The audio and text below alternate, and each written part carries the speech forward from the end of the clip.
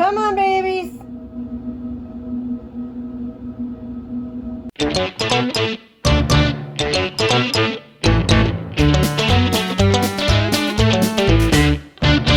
Hey, y'all. So we've got some weather coming in today. I don't know if you can see in the back there, there is a lot of storm clouds. And so we're supposed to have some thunderstorms tonight and sometime during the night. So we've got our weather radio, and I've got battery backups for the incubators and extension cords. We've got the generator pulled out. So we're getting prepared for the bad weather. So what I wanted to do was to go ahead and come out here and get the animals fed early so that I could finish up getting prepared in the house. You can tell they're all acting like they're hungry. So let's go in here and let's get everybody fed for the evening meal a little bit early, and I can assure you that they won't mind. I've already filled up the hay today, so the hay is good. The only thing that I'll really have to do is give a little bit of grain to the goats and to the cows. The dogs have already had their meal, and yeah, let's go get busy and let's see what else we can get into around here. Okay, guys, let's go to the barn. Everybody go to the barn.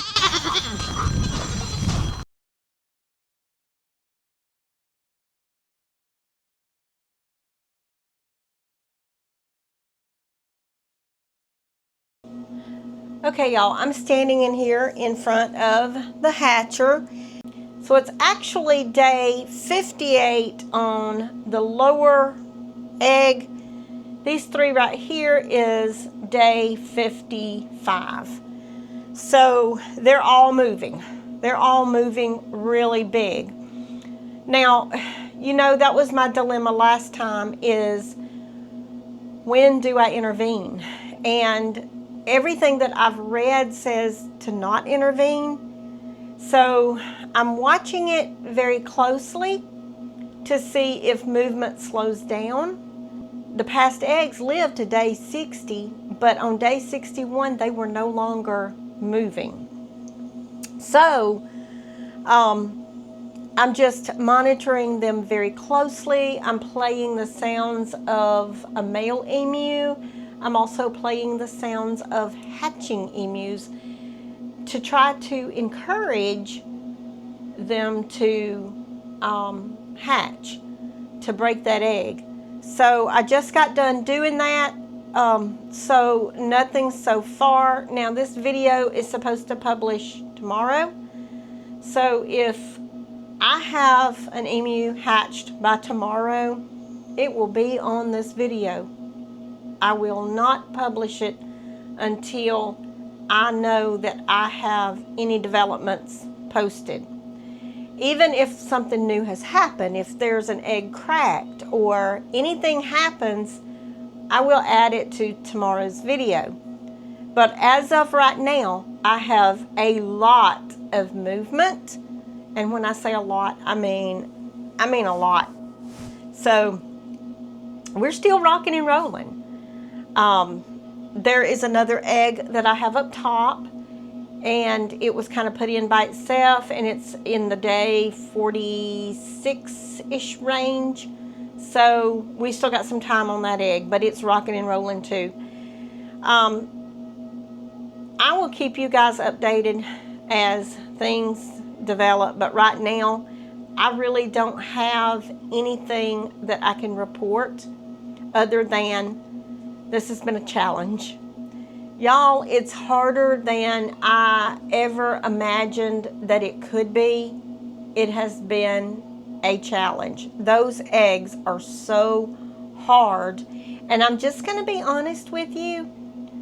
The one thing that I'm struggling with, and I think that might be what's making the difference here, the climate here. We are very humid.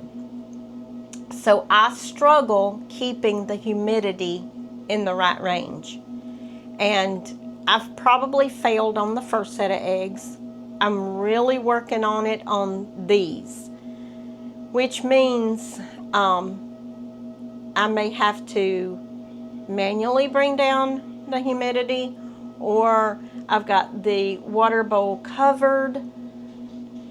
Many different things that I'm trying here to get the eggs to hatch. Y'all, I'm doing my best. I am doing everything within me. Everything I've got is going towards hatching these eggs. They recognize my whistle because I'm in here a lot and I whistle to them every time. The one good thing that has come out of this is I have learned to whistle some. That's right. So, you know, I can sometimes and sometimes I can't. It just depends. But I'm whistling better. I'm really teaching myself to whistle. So I just kind of wanted to update you on the emu eggs and let you know where we are on those. And in the morning before I publish the video, if there's any developments, it will be at the end of this talk. Well, good morning, y'all. So last night, I started out this video out here to go and get everybody fed early, and the video cuts because my phone actually started ringing. So there was an emergency. That I needed to go and help with, and we're not going to talk about that today because that's a different video and it's not my video. But I did get back later and I did get everything fed and got in bed, got a quick nap because that storm was here on us. It moved through very quickly. We had minimal damage here, but right now I'm headed to the barn for the first time. I need to see what it looks like in the pasture and at the barn, because when it moved through, it was very powerful.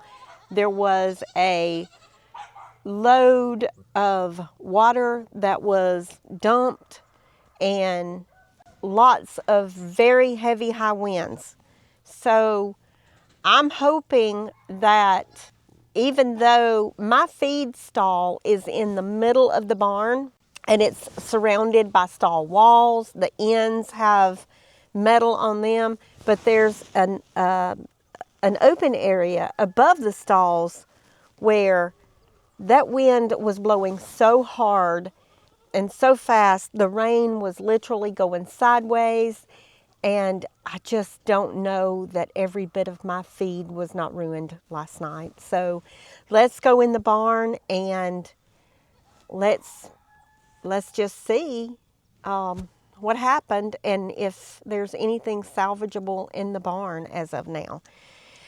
Y'all, it is early and I just want you to know that all these wrinkles and bags a little bit easier because if you can tell, I got a new camera and I am videoing the first video today with this new camera, and it is videoing in 4K. You're gonna be able to see these bags a whole lot easier regardless, but let's go to the barn and let's see if there's any damage to the barn or to the feed in the feed stall. So let's go take a look. That is where the hay stacks, right there. And y'all, it's empty. And my Caden is hurt. So that means today I will be throwing hay because Sweet Tony is gone with the power company on storm damage duty. So that leaves me here to load and unload bales of hay. So we will get it done, and that will have hay on it very shortly. Sophie is doing what Sophie does in here. she lays down to eat. But she likes to eat in the stall here because she gets privacy. Now Dixie, let me see if you can see Dixie. Dixie is over there on the milk stand actually. She has her bowl up there, so that's where Dixie eats. So everybody, it's quiet in here right now because everybody's eating separately. So y'all, not a lot of damage here, so we're blessed. We're really blessed this morning that there's not as much damage as I originally thought that there would be. The feed bags are not ruined, thank goodness. We still have the plans to enclose the entire ends of the barn, and you can kind of see that it's open on the ends. But we have the plans to do that. It's just at this time, farming is a slow process. Farming is a very slow process because there's a lot more projects than you have time to do. There's a lot more needs than you have time to do. So we will eventually get that done though.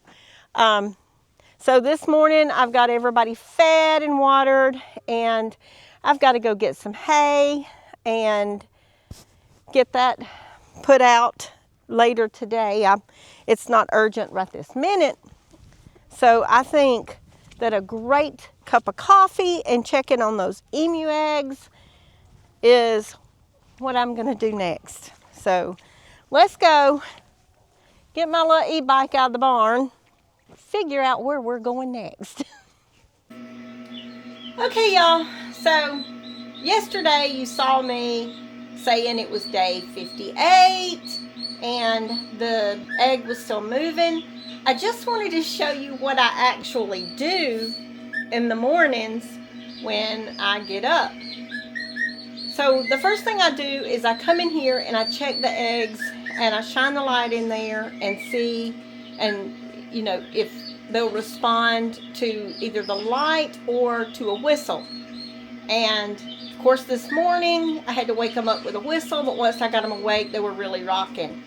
So the next thing that I do is, and I'm going to see if I can pan down and show you, right there, I have my cell phone and you can hear that it's playing the sound of an emu chick hatching over and over. So I'm just trying to give it a little stimulation and hopefully encourage it to come out of the shell, because it's day 59, y'all. And typically they've been expiring on the night of day 60. I don't really want it to stay in the shell any longer. I'm at that dilemma of what do I do? So I'm really checking it like every little bit to see that it's still moving. And this one is really moving good. I mean, it's the egg is just really kicking or whatever it's doing in there, but it's moving a lot. Now, when I put the sound of the emu chick hatching, it does get worse. So hopefully this will encourage it. Just break the doggone shell. And you know, I don't know, maybe the shells are just too hard, but like I said earlier when I was videoing this, I honestly think that our climate is not good for breaking shells. I was reading that, you know, higher humidity levels cause the shells to be a little bit harder and they can't break them as easy. The development of the chick, they're weaker. So, you know, it could be, it could possibly be that they're not gonna hatch. I have had to come to that realization. Now, I've still got a lot of eggs left. So, we are still trying, and we're not gonna give up. We're still gonna try to hatch an emu chick. I really, you know, if one will hatch, great. If two will hatch, awesome. If three will hatch, hey, a friend will have one. But right now, all I can say is I'm in here stimulating the chicks, watching the eggs rock, and hoping that day 59 is going to be the day that we have a successful hatch. Now, I say that every day, but I'm optimistic. No, I'm hopeful. I'm keeping everything I've got crossed. So, y'all hang in there, because as soon as I know something, y'all will know something. That's the update on the emu eggs today. Hope y'all have an awesome day, and y'all farm on.